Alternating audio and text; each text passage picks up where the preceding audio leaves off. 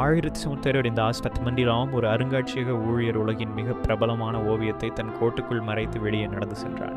Vincenzo பெருஜியா Louvre அருங்காட்சியகத்தில் வேலை செய்தான்.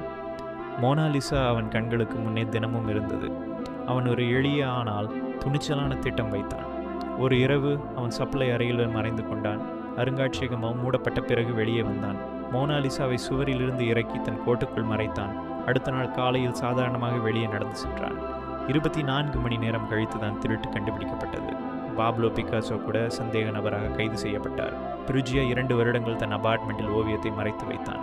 இத்தாலியான கலை வியாபாரியிடம் விற்க முயன்ற போது பிடிபட்டான். இந்த திருட்டு தான் மோனாலிசாவை உலக பிரபலமாக்கியது.